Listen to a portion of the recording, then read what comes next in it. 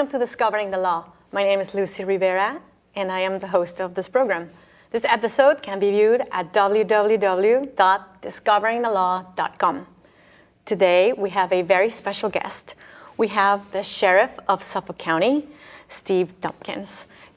Mr. Sheriff. Yes, ma'am. Sheriff Tompkins, thank you for coming today. Thank you for having me. I really appreciate it. Please tell us, what do you do as Sheriff of Suffolk County? So the sheriffs technically are the jailers. So after you've gone through the court system and you've been convicted, well, there's two parts. There's the jail, and that's where pretrial detainees go. Right. So that's where you go until either you can bail out or you've been convicted. If you've been convicted to 2.5 years or less, you go to a county facility. And I run the county facility in Suffolk County, which is Boston, Chelsea, Winthrop, and Rivera. There's about 762,000 residents in Suffolk County. So my job is the mandate is care, custody, and control. Simply put, we keep individuals safe. We have programming for them, so if they need to get their GED, or they call it the high set now, get their high school diploma, or programs to help them get back on their feet, they do that, and then we release them with the hope that everything goes well and they don't come back. And how did you come about to be the Sheriff of Suffolk County? So in 2002, my predecessor, Andrea Cabral, and I were classmates at Boston College, and she called me up when she became sheriff and asked me to run her communications department. That was in 2002. In 2005, I was promoted to the Chief of External Affairs, meaning everything outside of the department fell under my purview, plus the Department of Communications inside. And then in 2013, when Sheriff Cabral went to work for the governor, she went to become the Secretary of Public Safety. The governor appointed me to be sheriff in 2013. Oh, very interesting. And as sheriff, what are some of the projects or issues that you're working on for yourself? The big thing here, there's a couple, but one of the biggest things is education. Education for kids, to keep kids out of the criminal justice system, to help keep them out of trouble, and explain to them why they do not want to fall into the criminal justice system. In 2005, I began a program called the Choice Program, where we send officers into the schools, the middle schools and the high schools, to talk to kids about public safety and not going to jail. And the reason I did that is because I wanted kids to have an interaction with an adult in a uniform when they weren't in trouble. So education is big, to keep kids out of jail, but education also for the inmate population, to help them get what they need to know so that they can really improve their station in life. Domestic violence is a big issue for me. We talk a lot about that.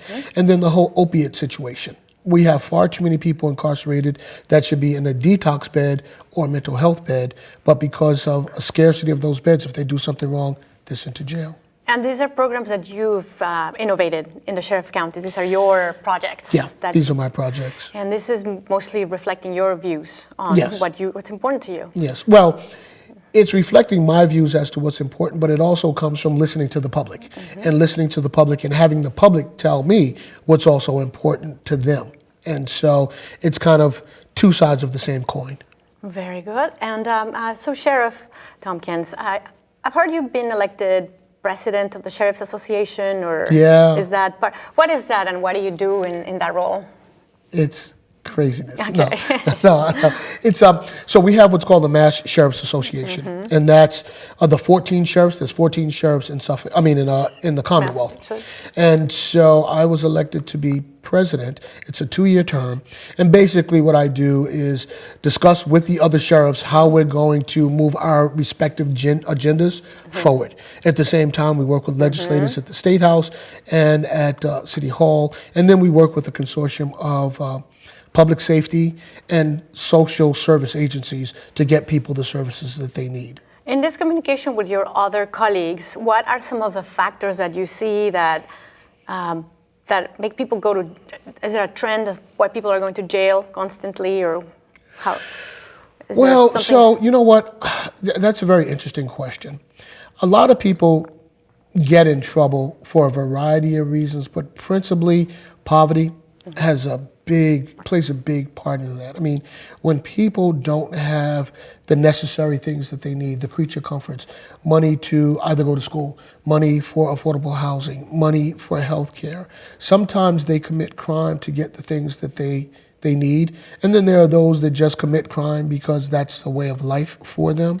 And so what we really do is try to address the criminal instinct within people and work with them in a way so that we offer alternatives and options so that people don't have to rely on criminality to get the things that they want. And so the sheriffs, all 14 of us, work in unison, trying to get the message across to all of the constituents in Massachusetts that crime is not the way to go, particularly with our kids.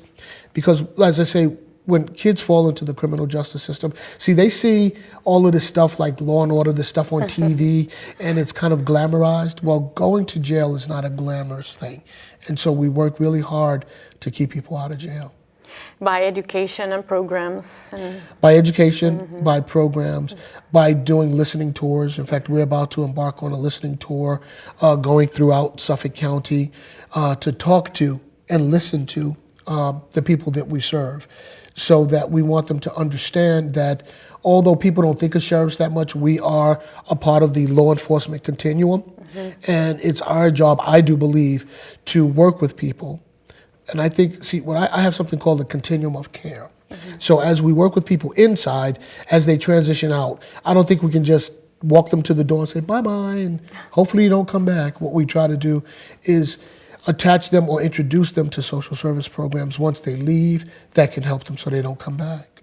That's great. In your speaking with your colleagues, what are some of the factors or issues that are most in trend making people go to jail, or that are the reasons why they're all... Well, you know, it's interesting that you asked that question. So when I first got to the Sheriff's Department in 2002, I spoke with a young man who kept coming back to jail.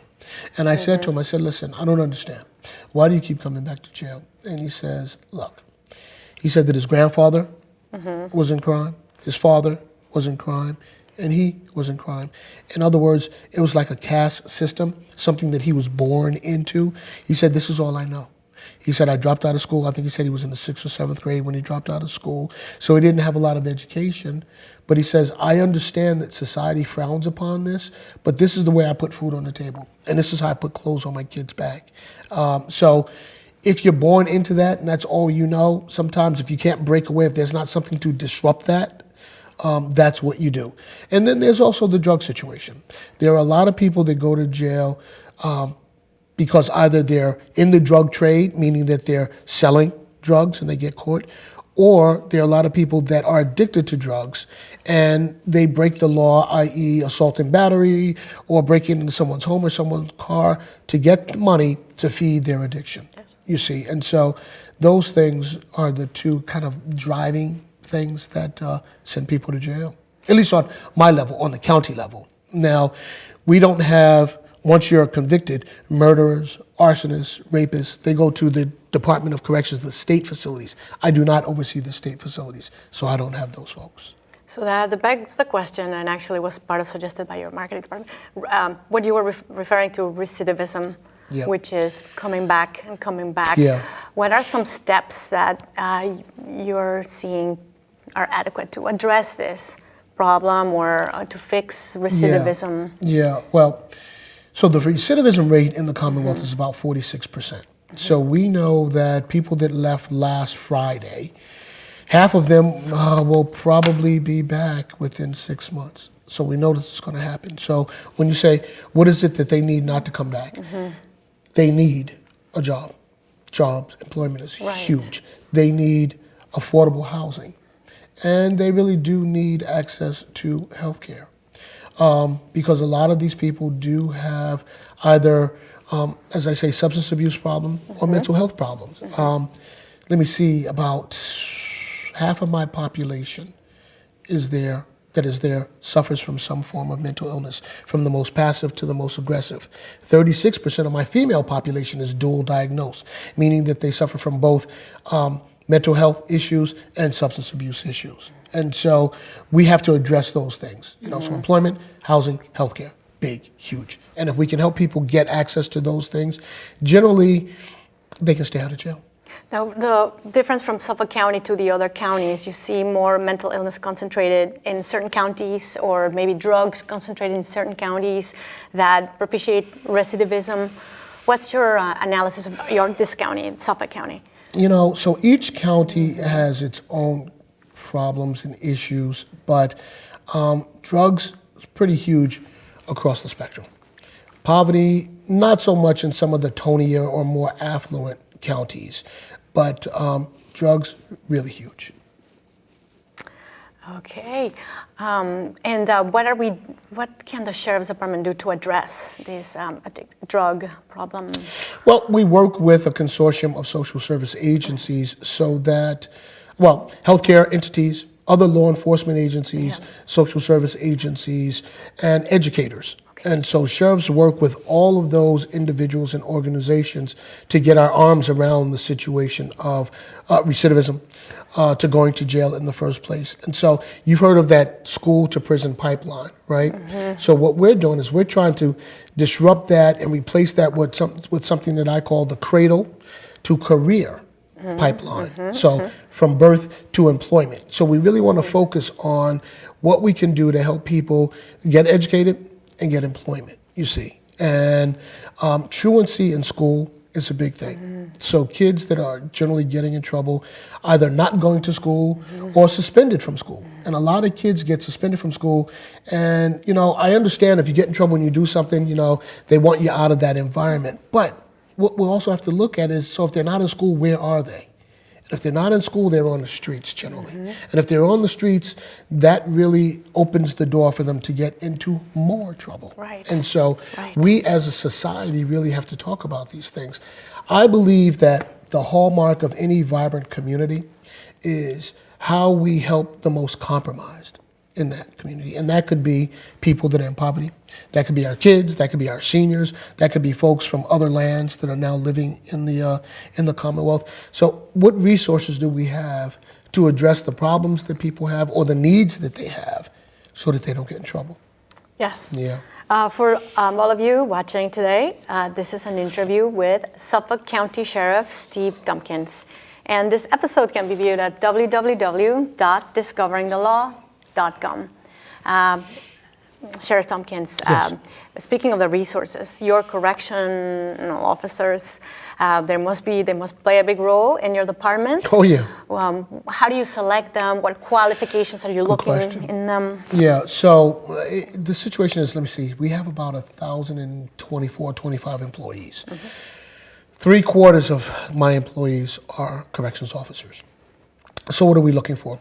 We're looking for individuals that are 21 years of age. We like folk that have work experience. You don't have to have a college degree, but that's preferable. Military experience is huge. If you're a veteran, you have some military experience. We like that.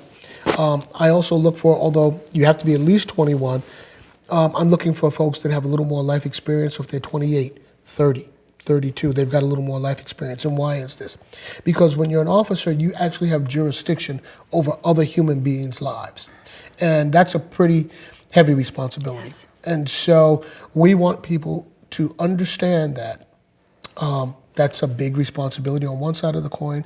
And on the other side of the coin, no matter how people came to be incarcerated, we do not stand as judge and jury. That's already been done. And so we have to treat individuals that are with us with a modicum of respect. Despite whatever it is that they did, we have to respect them as human beings and try to help them improve their station in life. So I'm looking for individuals that are mature enough to understand that. I'm looking for individuals that almost have what I would call a social work kind of capacity to work with people. In the Commonwealth, the sheriffs are not the police. In a lot of the country, the sheriffs are the police. We're not the police. And so we work more in a social work capacity. And in that capacity, you need other agencies. Tell us about the partnerships and relationships that you need in order to succeed in this, in your goals. Well, one of the things that we're doing, we're working with a consortium of community health centers to bring them inside, match them up, match their doctors up with my inmate population 3 to 6 months before people leave, so that once they leave, they have a doctor that they have a relationship with. Excellent. You see, a lot of times, even if we establish an appointment for them, people won't go under their own volition. Right. But if they know this doctor, they have a relationship with this doctor, they're more apt to go. So we call it a warm telephone call versus a cold call. So we work with healthcare agencies.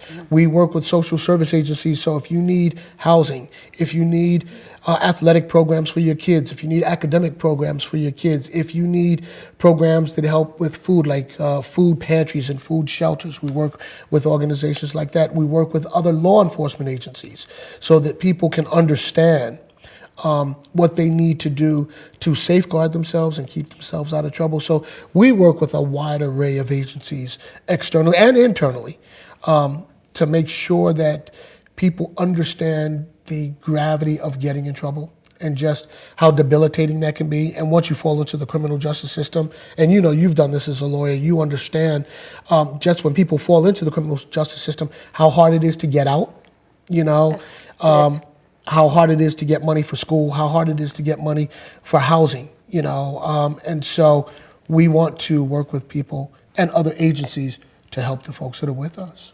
And I suspect that the sheriff, and you personally, your relationships and your ability to relate with other people is key in getting all this achieved. Tell us about. It is, but it's not just my relationships. Clearly, I'm the big cheerleader for the department, and so I spend a lot of time out in the communities, talking to people and agencies. But you know, I have healthcare professionals, I have lawyers. The jail is like a little city, so everything that goes on outside also goes on inside. And so my superintendents, other professionals that work inside the department are also working externally to basically carry forth our message of care, custody, and control.